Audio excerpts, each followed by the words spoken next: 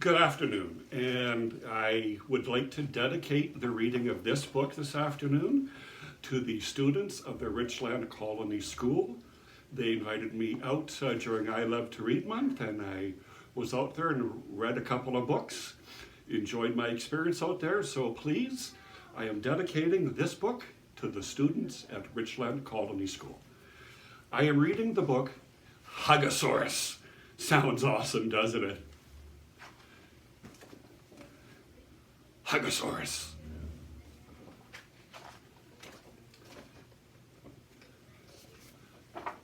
Hugasaurus, written by Rachel Bright and Chris Chatterton. The Hugasaurus.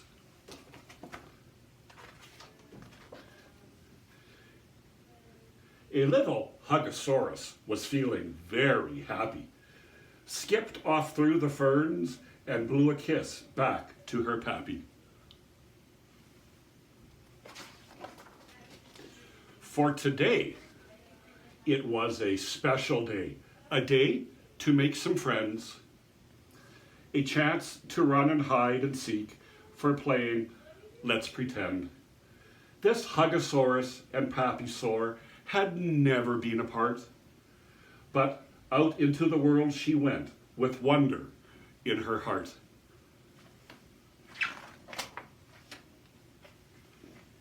And in the dappled sunlight, she broke into a run.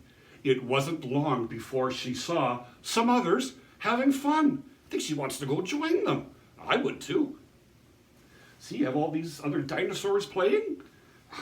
Hugasaurus would definitely want to get in there and play. Hello, she called and gave a wave, exploding in a grin. And all the little dinosaurs said, "Hi, come here, join in." She greeted every one of them and told them all her name. They played and laughed so perfectly at many kinds of games. I see some skipping, I see some drawing and playing in some sand, making some sand castles there. Looks like fun. And to start with, it was wonderful. But all slid down the slide. But then they started wondering whose turn it was to hide. A squabbling was bubbling and growing up and out. Those little dinosaurs began to roar and shout. So now they are not happy anymore. "I'll go first," said one of them. "No, me," replied another. Then he stomped an angry foot, which scared his little brother.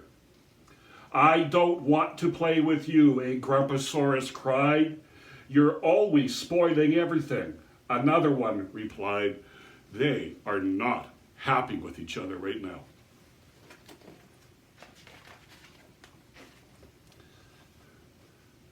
Hugasaurus felt quite lost. Oh dear, oh dear, oh dear! How could she bring the sunshine back and chase away the tears? So she's sitting there on the rock thinking, what can she do?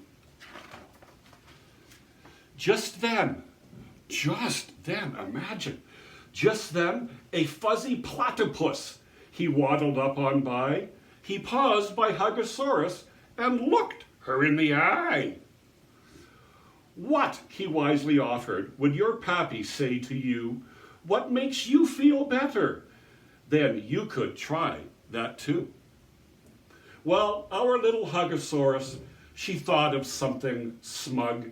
If ever she was sad, her dad would wrap her in a... Do you know what's coming? Would wrap her in a... hug. I know that for me, a hug always makes me feel better. Yeah, look at that hug. That looks like such a good hug. So that was what she did. She asked them to hug, one by one by one, making sure that everybody got a hug. And slowly, they stopped fighting and remembered to have fun. Not only that, but magic spread amongst those twitching ferns. The little friends, they hid and seeked and beautifully took turns. And if a squabble simmered, they all promised to be gentle, to be a lot more mindful, and a lot less accidental. Our little Hugasaurus, she had started off some ripples, and soon those little huggles, they became some double triples. Look at all those hugs being given. Isn't that absolutely wonderful? So when you choose to shrug it off, or maybe hug it out, there's no need for all that stomping. You won't want to pout or shout. And in choosing to be kind and nice, you might just change one mind. And that, in turn, might shape a world where everyone is kind. And we end off with two friends on a seesaw having some fun. Thank you all so much for listening to me read Hugasaurus. Stay tuned for more books coming soon. Take care, stay safe, everybody. Be well.